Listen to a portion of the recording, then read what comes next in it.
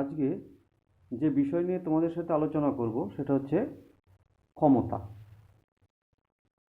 তো অ্যাকচুয়ালি ক্ষমতা বলতে কি বোঝায় বা ক্ষমতা কি, বা বিভিন্ন মানুষের ক্ষমতা আলাদা হয় সেটা আমরা কি করে মেজার করব বা কি করে আমরা সেটাকে পরিমাপ করব। আমরা জানি বিভিন্ন মানুষের ক্ষমতা কিন্তু সবার এক হয় না। তাহলে কার ক্ষমতা বেশি বা কার ক্ষমতা কম সেটা আমরা কি করে বুঝব? সেটা হচ্ছে কৃতকার্যের সাহায্যে। কোনো একজন ব্যক্তি একক সময়ে কত পরিমাণ কার্য সম্পাদন করতে পারে সেটার দ্বারাই আমরা ক্ষমতাকে মেজার করব। যদি কোনো ব্যক্তি একক সময়ে বেশি কার্য সম্পাদন করে তাহলে আমরা বলবো যে তার ক্ষমতা বেশি। তা যদি বলা হয় বাই ডেফিনেশন আমরা কি করে সেটাকে দিতে পারি, কি করে আমরা সেটা লিখতে পারি, তাহলে ক্ষমতা ইকুয়াল টু আমরা লিখতে পারি কৃতকার্য বাই সময়। তার মানে একক সময়ে কি পরিমাণ কার্য সম্পাদিত হলো তার দ্বারাই কিন্তু ক্ষমতার পরিমাপ করা হয়। বা আমরা যদি এইভাবে গাণিতিকভাবে লিখতে পারি, বা যদি ক্ষমতা কারো পি হয় তাহলে পি ইকুয়াল টু কৃতকার্য যদি ডাব্লু হয় আর টি যদি সময় হয় তাহলে আমরা লিখতে পারি P equal to W by T. তাহলে ক্ষমতা হচ্ছে একক সময়ে সম্পাদিত কার্য, এটাই হচ্ছে ক্ষমতা। এবং কার্যকে সময় দিয়ে ভাগ করে কিন্তু আমরা ক্ষমতা মেজার করতে পারি। এবার আসা যাক ক্ষমতা কি জাতীয় রাশি। ক্ষমতা কি জাতীয় রাশি? ক্ষমতা হলো একটি স্কেলার রাশি। ক্ষমতা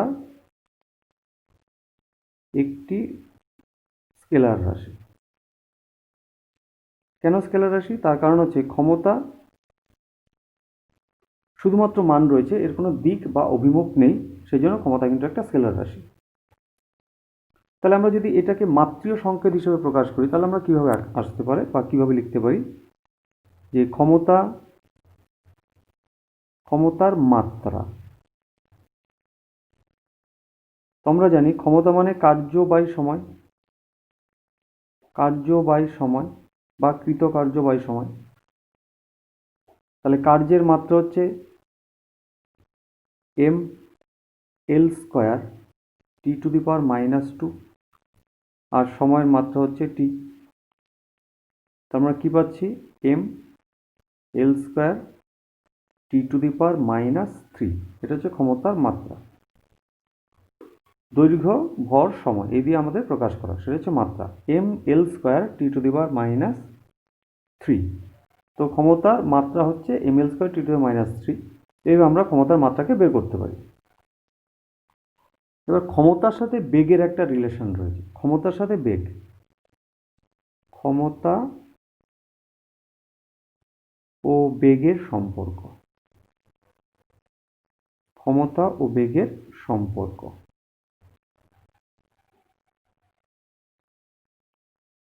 তো আমরা অলরেডি বের করেছি যে ক্ষমতা ইকুয়াল টু কার্য বাই সময়।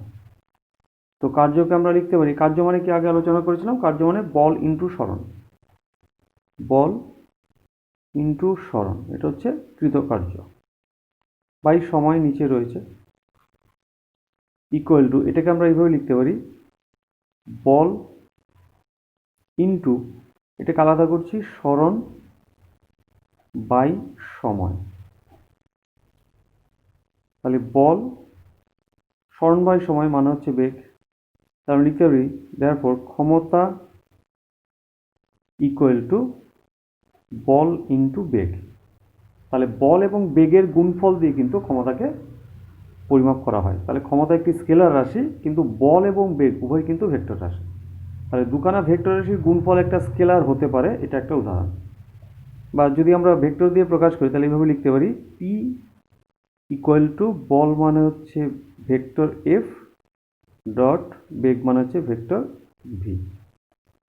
তাহলে ক্ষমতা স্কেলার কিন্তু বল এবং বেগ উভয় হচ্ছে ভেক্টর রাশি। তাহলে এইভাবে আমরা ক্ষমতাকে বেগের সম্পর্কে বা বেগের মাধ্যমে আমরা প্রকাশ করতেই পারি। তো যেহেতু ক্ষমতা একটি পরিমাপযোগ্য রাশি তাহলে তার ক্ষমতার অবশ্যই একক থাকবে। তার ক্ষমতার একক কি? আসা যাক এবার ক্ষমতার একক। তো দুখানা পদ্ধতিতে আমরা একক বলতে পারি, একটা হচ্ছে সিজিএস পদ্ধতি, একটা হচ্ছে সিজিএস পদ্ধতি। দেখে নাও, ক্ষমতা মানে হচ্ছে কার্য বাই সময়, কার্য বাই সময়, ক্ষমতা মানে হচ্ছে কার্য বাই সময়। এটা দিয়ে আমরা হিসেব করি। তাহলে সিজিএস পদ্ধতিতে যে একক হবে সেটা হচ্ছে কার্যের একক, সিজিএস কি সেটা হচ্ছে আর্গ, আর সময়ের একক হচ্ছে সেকেন্ড। তাহলে আমরা লিখতে পারি যে ক্ষমতার সিজিএস পদ্ধতিতে একক সেটা হচ্ছে আর্গ পার সেকেন্ড। তাহলে যদি ডেফিনেশন চাই, সংজ্ঞা চাই, আমরা কীভাবে লিখতে পারি যে 1 সেকেন্ডে বা 1 সেকেন্ড সময়ে 1 আর্গ কার্য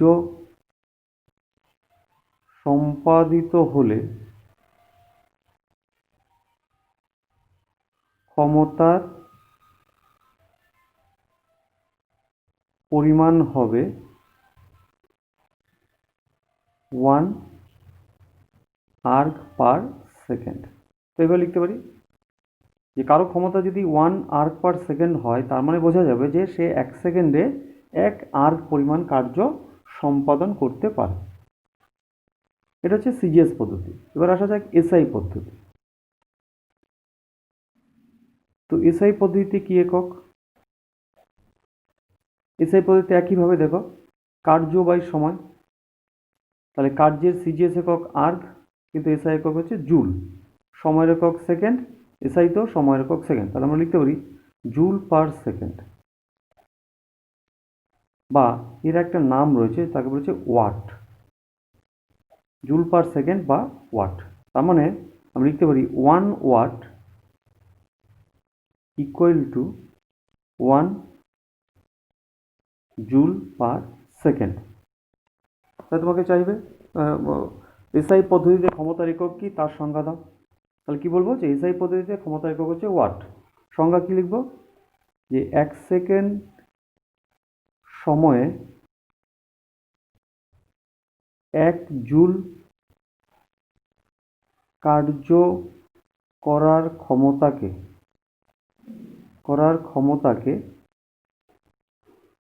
1 ওয়াট বলে।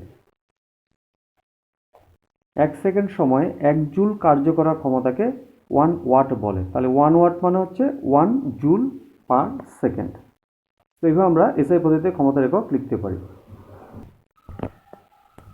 এছাড়া অন্যান্য কিছু ব্যবহারিক একক রয়েছে, যেমন আমরা বলি কিলোওয়াট, কিলোওয়াট, বা সংক্ষেপে বলা হয় কেডব্লিউ। এটা আরেকটা একক রয়েছে, ব্যবহারিক একক। তো 1 কিলোওয়াট মানে হচ্ছে 1000 ওয়াট।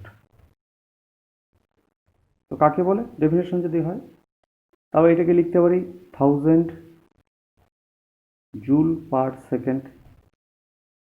তাহলে 1 সেকেন্ডে 1000 জুল কার্য করার ক্ষমতাকে 1 কিলোওয়াট বলে। তাহলে কেউ যদি 1 সেকেন্ডে 1000 জুল কার্য করতে পারে, তাহলে তার ক্ষমতা হবে 1 কিলোওয়াট। আরেকটা যেমন রয়েছে ব্যবহারিক একক, যেমন মেগাওয়াট, মেগাওয়াট লেখা হয় এমডব্লিউ। 1 মেগাওয়াট কীরকম, যে 1 মেগাওয়াট ইকুয়াল টু 10⁶ ওয়াট। তার মানে 10⁶ জুল পার সেকেন্ড। তো একইভাবে যদি এর ডেফিনেশন চাই, তাহলে লিখতে পারি যে 1 সেকেন্ডে 10⁶ জুল কার্য করার ক্ষমতাকে বলা হচ্ছে 1 মেগাওয়াট। আরেকটা রয়েছে যে এফপিএস পদ্ধতিতে ক্ষমতার একক, যেটাকে বলা হচ্ছে অশ্ব ক্ষমতা বা হর্স পাওয়ার। আর হচ্ছে অশ্ব ক্ষমতা অশ্ব ক্ষমতা বা এইচপি, হর্স পাওয়ার। অশ্ব ক্ষমতা বা হর্স পাওয়ার। দেখো হর্স পাওয়ার বিষয়টা কি, যে মনে করো এখানে একটা বস্তু রয়েছে গ্রাউন্ডে, একটা বস্তু রয়েছে যার ভর হচ্ছে 550 পাউন্ড। 550 পাউন্ড। এই 550 পাউন্ড ভরের কোনো বস্তুকে অভিকর্ষের বিরুদ্ধে 1 সেকেন্ডে